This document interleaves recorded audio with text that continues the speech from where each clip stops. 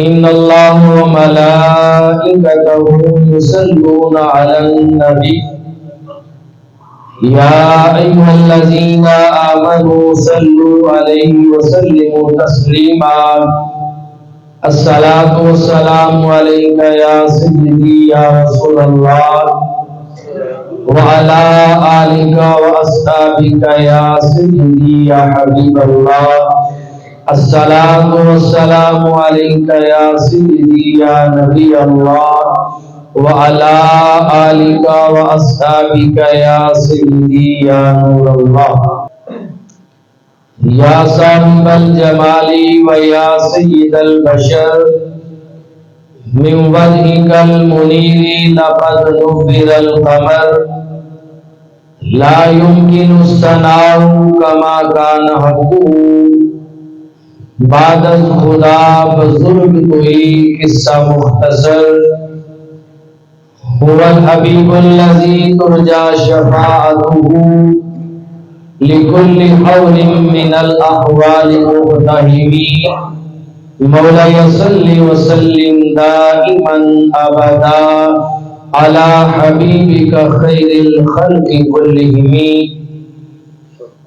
سامعین حاضرین، خالق کائنات کی حمد و ثنا کے بعد اس کے محبوب صلی اللہ علیہ وآلہ وسلم کی مقدس بارگاہ میں ہدیہ درود و سلام پیش کرنے کے بعد سامعین و حاضرین السلام علیکم ورحمۃ اللہ وبرکاتہ. خالق کائنات کی بارگاہ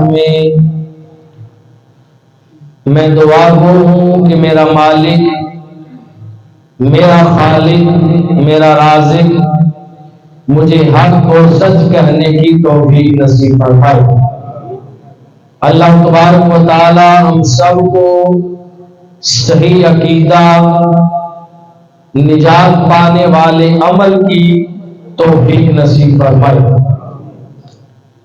سامعین محتشم، قرآن مجید سے سورہ جمعہ کی آیت نمبر 10 کو میں نے تلاوت کیا ہے، کیونکہ ہم نے پچھلے جمعہ المبارک کے موقع پر سورہ جمعہ کی آیت نمبر 9 تلاوت کی تھی اور پھر جمعہ المبارک کے متعلق ہی آپ سے گفتگو فرمائی تھی. آج کی گفتگو میں اس آیت کریمہ کی مختصر تفسیر ہے، ایک سوال کا جواب ہے، اور اس کے بعد انشاءاللہ ہم نماز کی اہمیت اور تکبیر اولیٰ کی اہمیت پہ بات کریں گے. رب کائنات ہمیں عمل کی اور سمجھ کی توفیق نصیب فرمائے. اس آیت کریمہ میں خالق کائنات نے فرمایا وَإِذَا رَأَوْا تِجَارَةً أَوْ لَهْوًا انفَضُّوا إِلَيْهَا وَتَرَكُوكَ قَائِمًا. یہ آیت کریمہ میں نے صبح نماز فجر میں بھی تلاوت کی تھی اور غالباً ہر جمعہ المبارک کو بھی ہم تلاوت کرتے ہیں. اس کا شان نزول اور شان ورود یہ ہے کہ مدینہ منورہ میں آقا دو جہاں صلی اللہ علیہ وآلہ وسلم جمعہ المبارک کے دن جمعہ المبارک کا خطبہ ارشاد فرما رہے تھے، اور خطبہ ارشاد فرمانے کے لیے اپنے منبر پہ جلوہ کرتے. منبر پہ حضور علیہ الصلوۃ والسلام کھڑے تھے کہ مدینہ طیبہ میں ایک تجارتی قافلہ داخل ہوا. اس وقت رواج یہ تھا کہ تجارتی قافلے مدینہ منورہ میں آتے رہتے تھے. لوگ اپنے گزر بسر کے لیے جو سامان تھا وہ تجارتی قافلوں سے ہفتے کے بعد یا مہینے کے بعد اکٹھا خریدتے. حضور خطبہ ارشاد فرما رہے ہیں اور تجارتی قافلہ مدینہ منورہ میں داخل ہو گیا. جب اس قافلے والوں کی آواز آئی انہوں نے ایک طبل بجایا جس کی آواز مسجد نبوی میں آئی۔ جب صحابہ کرام نے اس قافلے کی آواز کو سنا کہ تجارتی قافلہ آ گیا، صحیح بخاری اور صحیح مسلم کی متفق علیہ روایت ہے، حضرت جابر بن عبداللہ رضی اللہ تعالیٰ عنہ فرماتے ہیں کہ صرف 12 اصحاب کرام مسجد نبوی میں بیٹھے رہے، ان 12 کے علاوہ جتنے تھے وہ سارے کے سارے اٹھ کر مسجد سے باہر چلے گئے، اور قرآن کہہ رہا ہے وَتَرَكُوكَ قَائِمًا، حضور علیہ الصلوۃ والسلام کو حالت خطبہ میں وہ کھڑے چھوڑ کے چلے گئے۔ حضور جمعے کا خطبہ ارشاد فرما رہے ہیں اور اپنے منبر پہ کھڑے ہیں، اور صحابہ کرام اس دوران حضور کو کھڑے منبر پہ چھوڑ کر تجارت کا سامان خریدنے کے لیے مسجد نبوی سے باہر چلے گئے۔ اب یہاں پر سوال یہ ہے کہ پچھلے جمعۃ المبارک کے موقع پر میں نے یہ بات بیان کی تھی، جو سامعین مسجد میں موجود ہوتے ہیں ان کے لیے جمعۃ المبارک کا خطبہ سننا فرض ہے، ان کے لیے واجب اور لازم ہے کہ جمعے کا خطبہ سنیں، اگر وہ خاموشی کے ساتھ نہیں سنتے تو گناہگار ہیں۔ تو اب سوال یہ پیدا ہوتا ہے کہ کیا صحابہ کرام کو معلوم نہ تھا کہ جمعے کا خطبہ سننا فرض ہے؟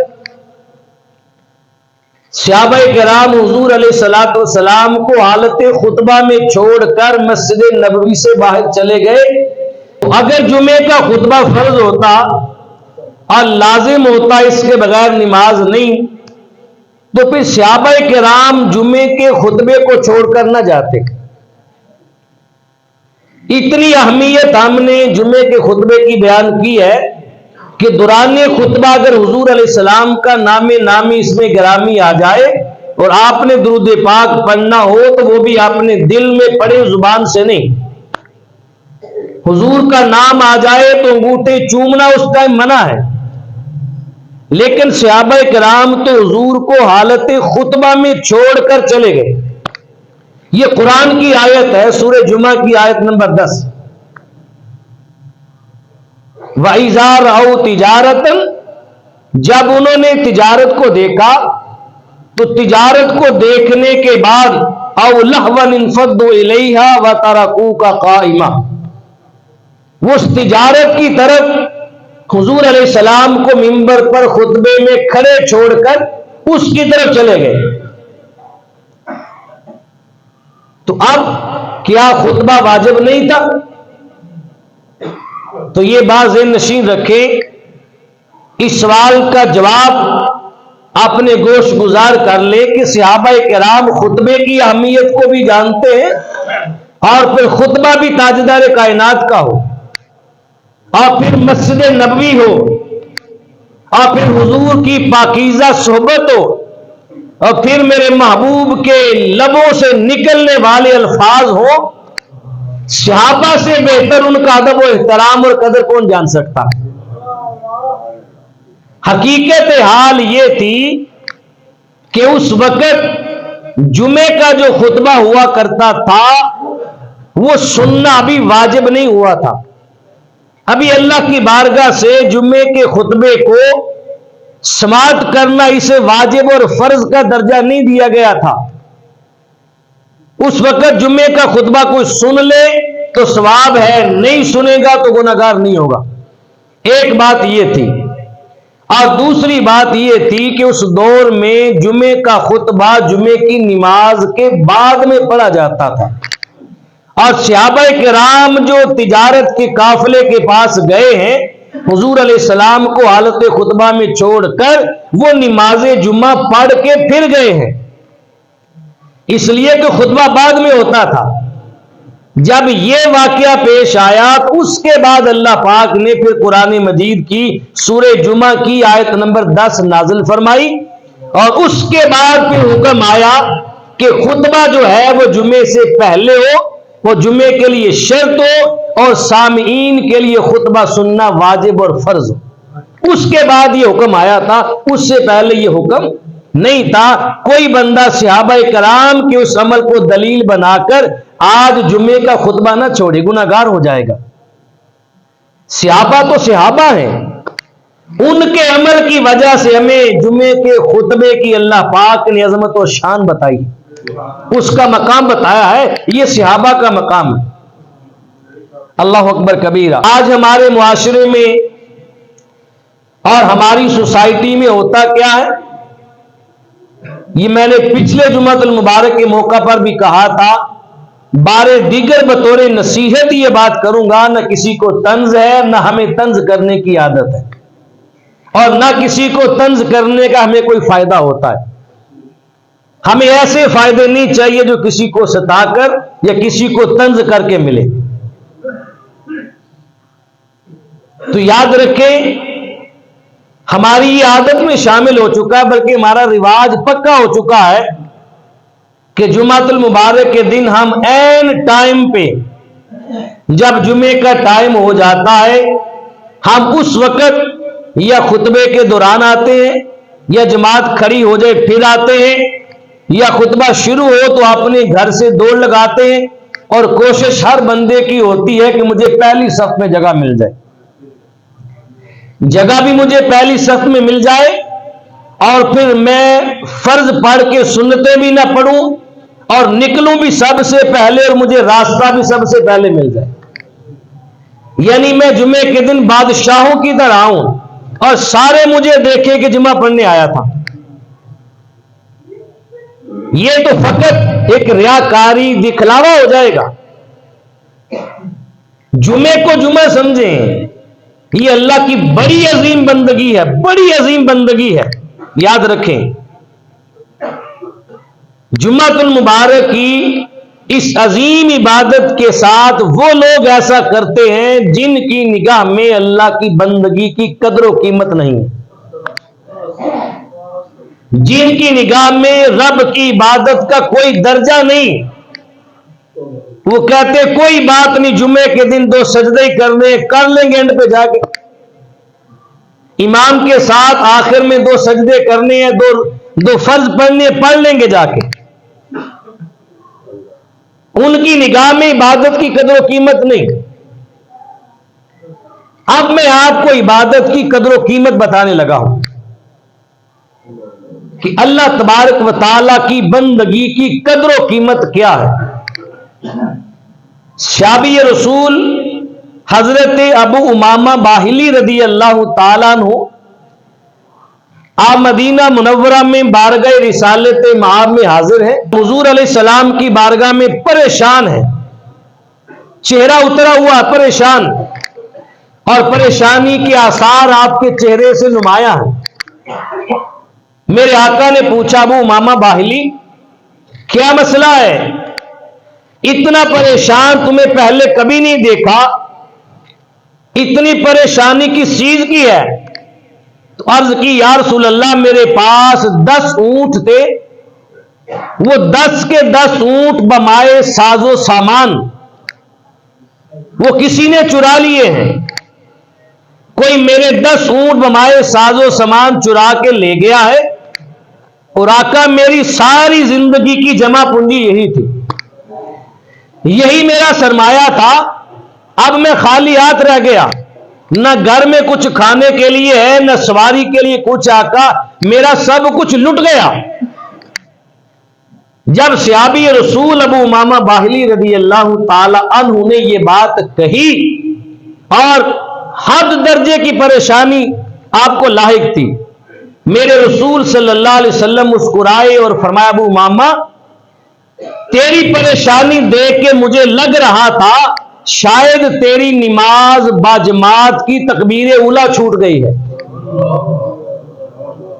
اتنا پریشان ہے تو، اتنا رنجیدہ اور غمگین ہے، شاید تیری نماز باجماعت کی تکبیر اولیٰ فوت ہو گئی ہے، اس لیے پریشان ہے۔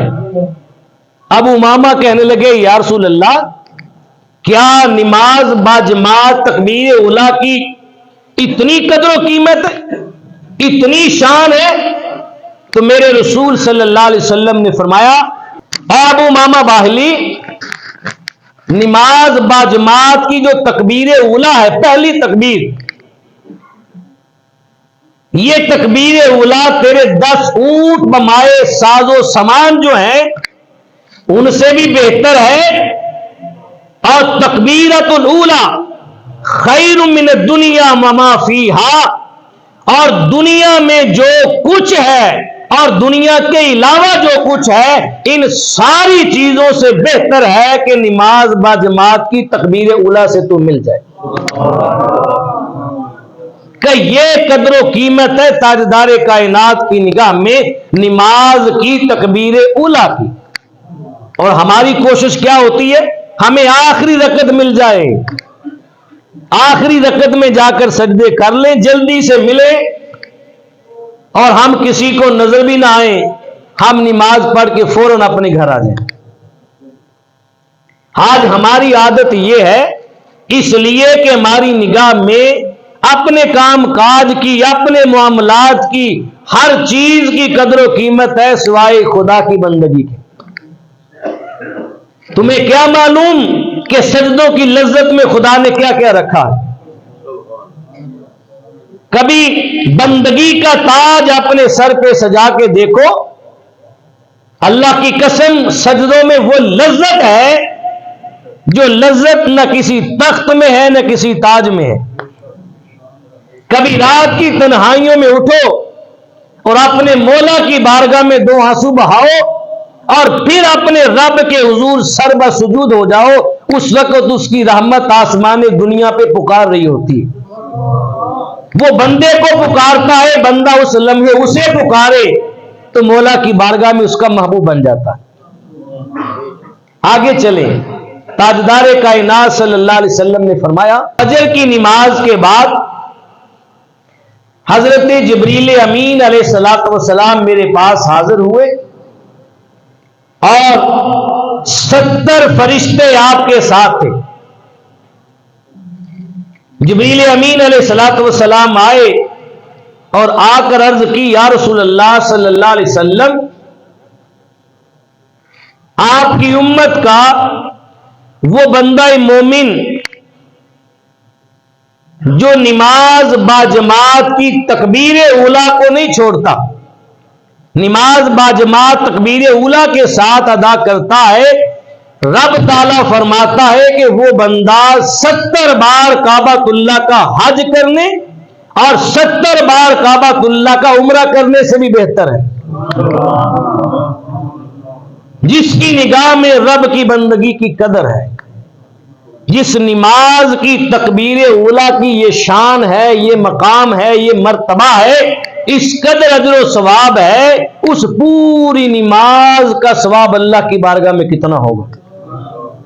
اس ساری نماز کے سارے سجدوں سے رب کتنا راضی ہوتا ہوگا، لیکن ہماری نگاہ میں آج نماز کی قدر بالکل کم۔ ہم معذرت کے ساتھ مسجد کے اندر پانی بھرنے تو آئیں گے، جہاں جہاں میری آواز جا رہی ہے حق بات کہنا میرا حق ہے، اور اس منبر رسول کا منصب یہ ہے کہ یہاں سے حق بات کہی جائے۔ بالٹیاں لے کے پانی بھرنے تو مسجد سے آئیں گے، لیکن نماز پڑھنے مسجد میں نہیں آئیں گے۔ واش روم مسجد کے استعمال کریں گے، لیکن نماز مسجد میں پڑھنے نہیں آئیں گے۔ یہ خدا کا عذاب ہے، قہر ہے خدا کا، یہ بات یاد رکھیں۔ اور وہ لوگ، یہ میں بات برملا کہہ رہا ہوں، حق بات ہے اور اصلاح کے لیے کہنی چاہیے۔ بہت سارے ہم نے ایسے دیکھے ہیں کہ جب نماز کا ٹائم ہوتا ہے، نمازی حضرات وضو کر رہے ہوتے ہیں اور باہر والے بندوں نے اپنی بالٹیاں آگے رکھی ہوتی ہیں پانی بھرنے کے لیے۔ کیا اس کے علاوہ تمہیں ٹائم نہیں ملنا؟ خدا کے بندو، خوف کرو، کیا کر رہے ہو؟ اگر تمہاری بالٹی بھرنے کے چکر میں پانی ختم ہو جائے اور جو نماز کے لیے آئے اسے وضو کے لیے پانی نہ ملے، وہ باجماعت تکبیر اولا سے رہ جائے، اس کا گناہ کسے ہوگا؟ तुम तो अपनी बाल्टी भर के ले जाओगे, ये जो रब की बंदगी में सर झुकाने आया है इसका हिसाब कौन देगा? तो खुदा के बंदो देखा करो, सोचा करो हमने कौन सा काम किस वक्त में करना है। बहरहाल ये अलग बात थी, ये भी एक नसीहत की बात है, उसको समझना चाहिए। इसका उल्ट मतलब नहीं लेना चाहिए कि हमें किसी ने डांट दिया या कह दिया, अगरचे ये गलत है। ये बात क्या है? गलत है, इस तरह गलत है और गलत है। जो गलत है वो गलत ही होती है, चाहे अपना करे चाहे बेगाना करे, गलत बात को गलत कहना चाहिए, ये हक बात है। हम नहीं कहेंगे तो फिर कोई नहीं कहेगा, हमारा मनसब है। बहरहाल नमाज की कदर को पहचानना चाहिए। नमाज के टाइम पर खुद भी आओ, वुजू करो, नमाज पढ़ो, बाकी मामलात बाद में।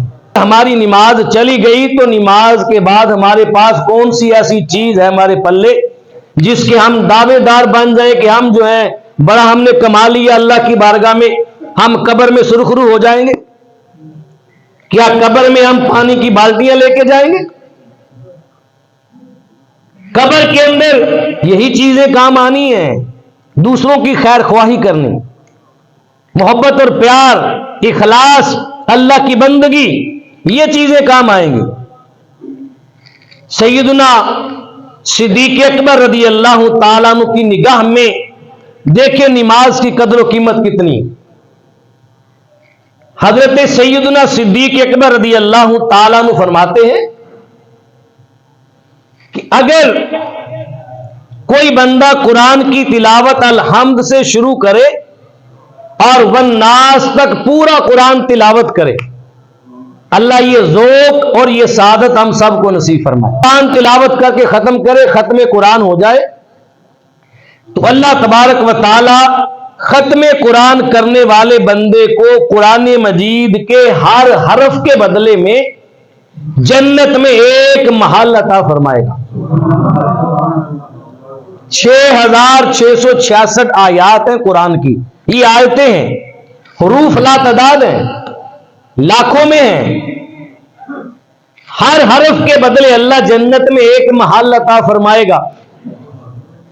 ये अजमत बताकर तिलावत कुरान की सिद्दीक अकबर रदी अल्लाह ताला अन्हु फरमाते, काश, ये तमन्ना कर रहे हैं, काश अल्लाह मुझे ये सादत दे कि मैं 1000 मर्तबा कुरान की तिलावत करूं। हम तो साल साल कुरान घर में अलमारी में पड़ा रहता है, गर्द भी नहीं झाड़ते। अगर पढ़ना भी पड़ जाए, कोई परेशानी भी आ जाए तो बच्चों को बुला के पढ़ाते, खुद नहीं पढ़ते। कुरान पढ़ने के आदी बने।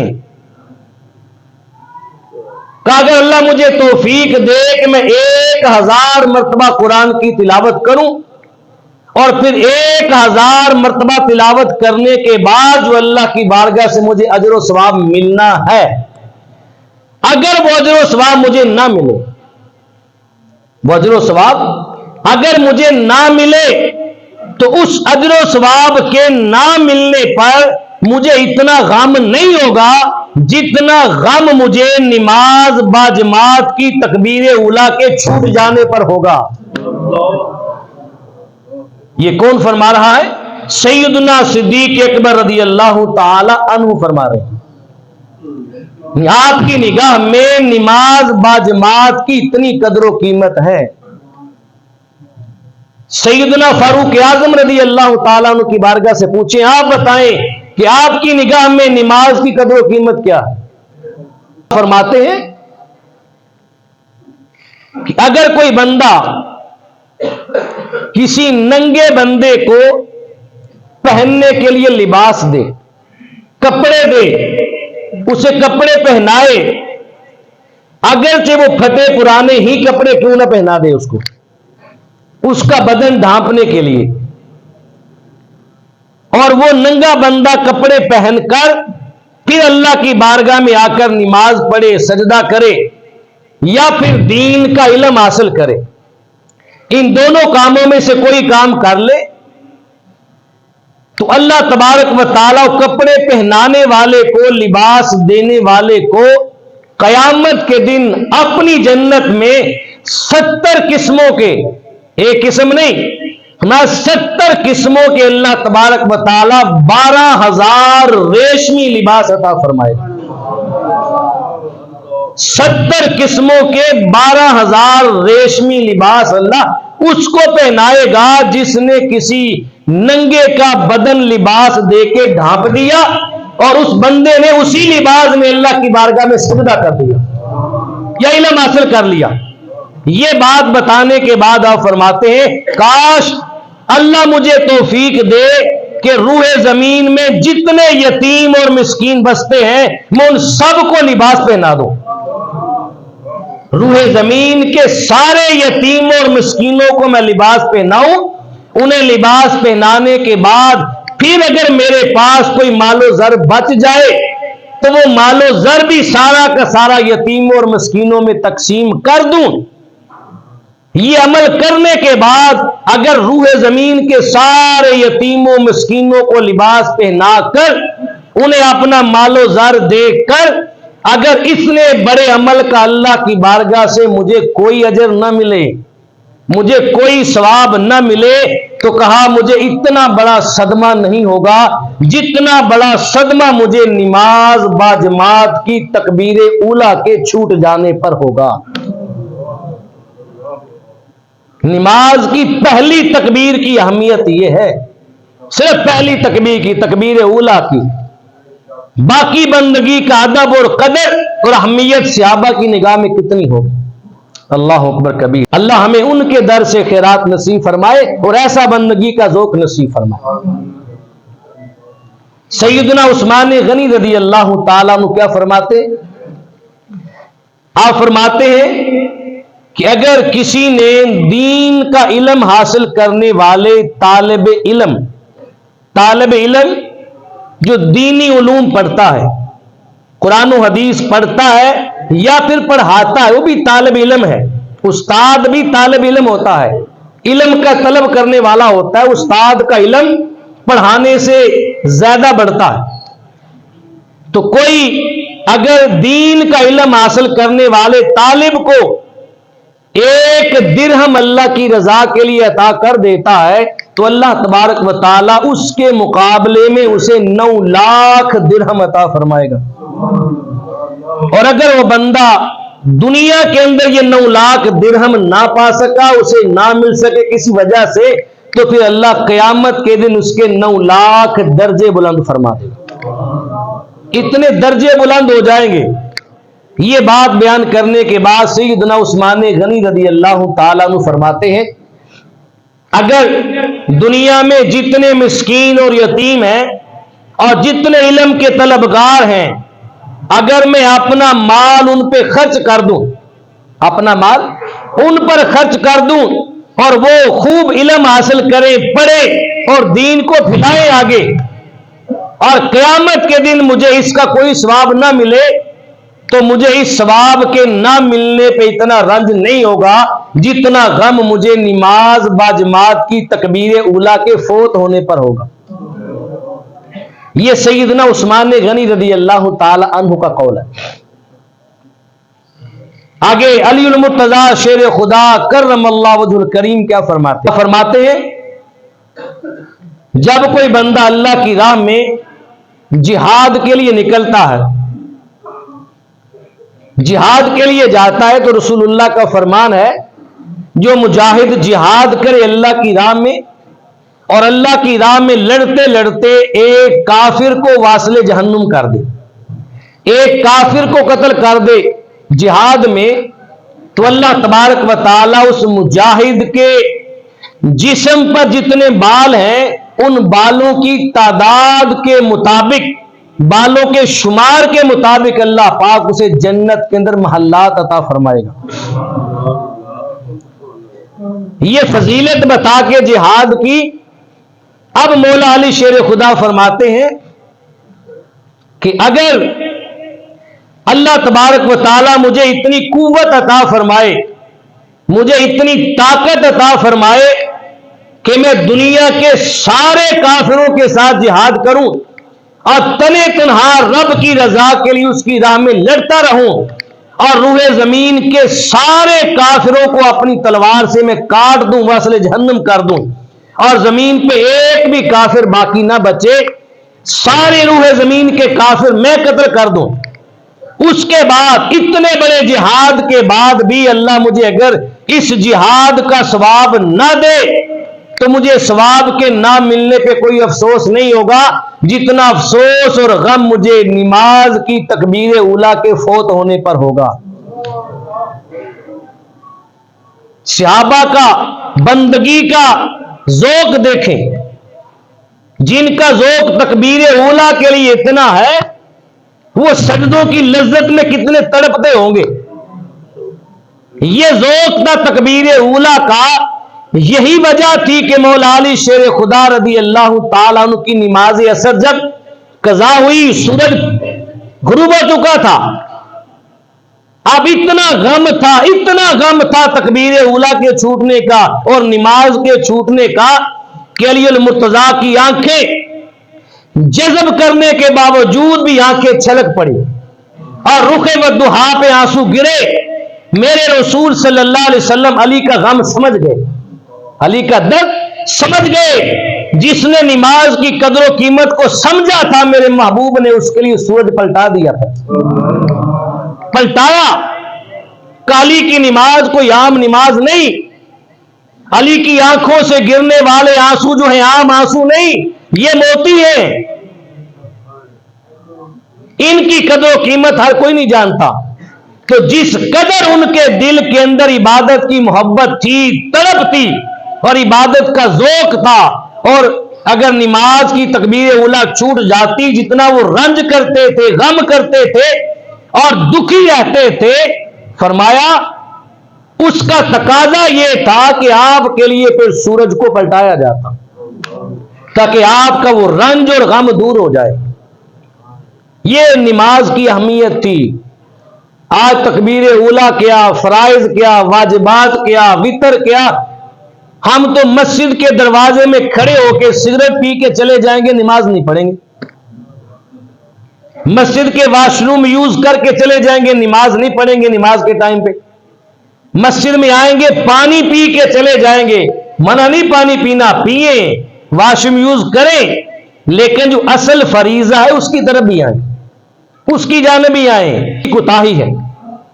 صاحب مرقات شرح مشکات، صاحب مرقات فرماتے ہیں کہ پہلے زمانے کے اندر جو سلف و صالحین اور بزرگان دین تھے، ان بزرگان دین میں سے اگر کسی کی نماز باجماعت کی تکبیر اولیٰ فوت ہو جاتی، کسی کی تکبیر اولیٰ اگر فوت ہو جاتی تو صاحب مرقات فرما رہے ہیں کہ 7 دن لوگ ان کے گھر میں تعزیت کے لیے آتے تھے کہ فلاں بندے کی تکبیر اولیٰ فوت ہو گئی، اب وہ بندہ بڑا غمگین ہے، اس سے تعزیت کے لیے چلو۔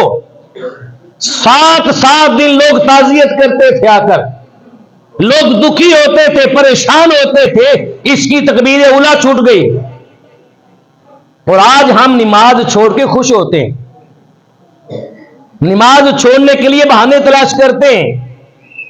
یہ بات میں نے پہلے بھی کہی تھی کہ نماز چھوڑنے کے لیے خود کو ناپاک ظاہر کر دیتے ہیں لیکن نماز نہیں پڑھتے۔ گناہ کرنے کے ہم نے ہزاروں طریقے ڈھونڈ لیے لیکن رب کو منانے کا ایک بھی طریقہ ہم ایجاد نہیں کر پائے۔ کیا ہو گیا؟ ہم کہاں چلے گئے؟ ہم بہت دور چلے گئے اور دعوے ہمارے کیا ہیں؟ غلامی اور رسول میں موت بھی قبول ہے۔ ایسی موت کا کیا کرنا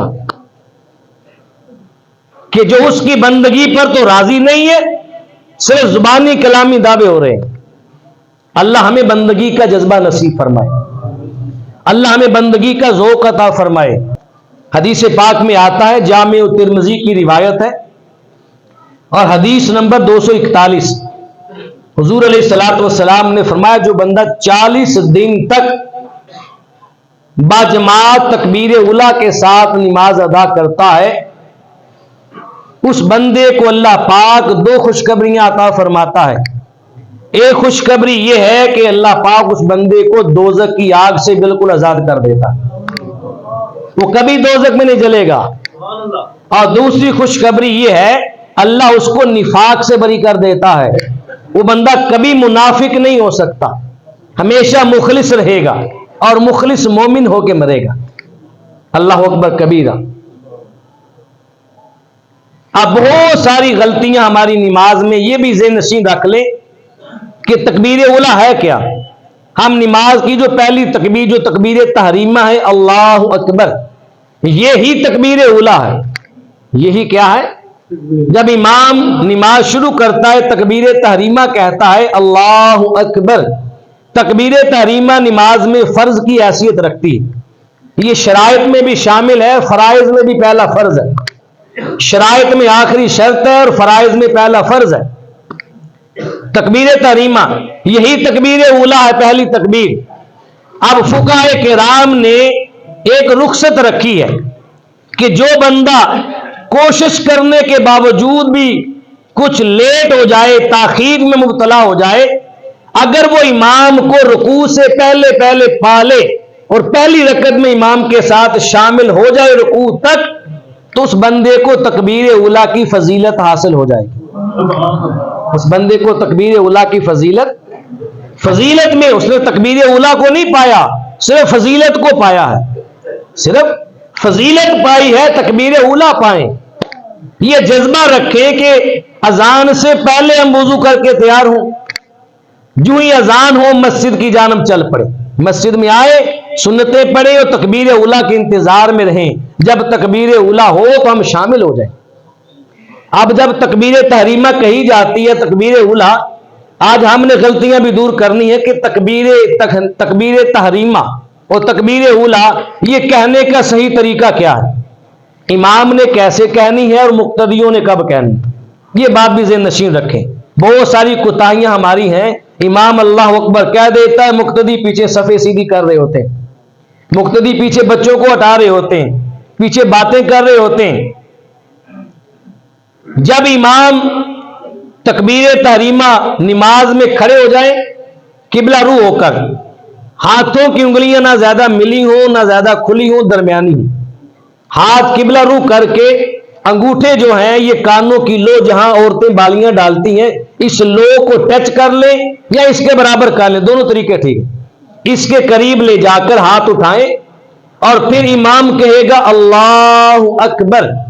اللہ اکبر کہنے کے بعد امام نے ناف کے نیچے ہاتھ باندھنے، یہ امام کی تکبیر تحریمہ ہے۔ اب مقتدی نے تکبیر تحریمہ کب کہنی؟ امام نے جب تکبیر تحریمہ کہے تو دو لفظ ہیں، ایک اللہ اور ایک اکبر۔ امام کہے اللہ پھر کہ اکبر، جب اکبر کے آخر میں را ہے، جب امام اللہ اکبر اکبر کی راہ پہ پہنچے، ادھر امام اکبر کی راہ پڑھ رہا ہو، ادھر مقتدی اللہ کہہ رہا ہو، ادھر مقتدی کیا ہے؟ مقتدی کی زبان سے لفظ اللہ کا حمزہ نکل رہا ہو اور امام کے منہ سے تکبیر اللہ اکبر کی راہ ادا ہو رہی ہو، یہ تکبیر تحریمہ۔ مقتدی کی تکبیر تحریمہ امام کے ساتھ متصل ہو جائے، امام کے اللہ اکبر جب راہ منہ سے نکلے اکبر، ادھر مقتدی کہہ دے اللہ اکبر۔ اللہ، یہ صحیح طریقہ ہے۔ اگر کسی بندے نے تکبیر تحریمہ بعد میں کہی ہے اور ہاتھ پہلے باندھ لیے، بعض اوقات ایسے بھی ہوتا ہے جلدی سے آتے ہیں اور مسجد قدم معلوم نہیں ہوتا، بھاگے آتے ہیں جماعت نکل نہ جائے اور سیدھے ایسے کر دیا ٹھیک، اور ہاتھ باندھ لیے بعد میں کہا اللہ اکبر، تو کیا ہاتھ باندھنے کے بعد تکبیر تحریمہ کہنے سے نماز ہو جائے گی؟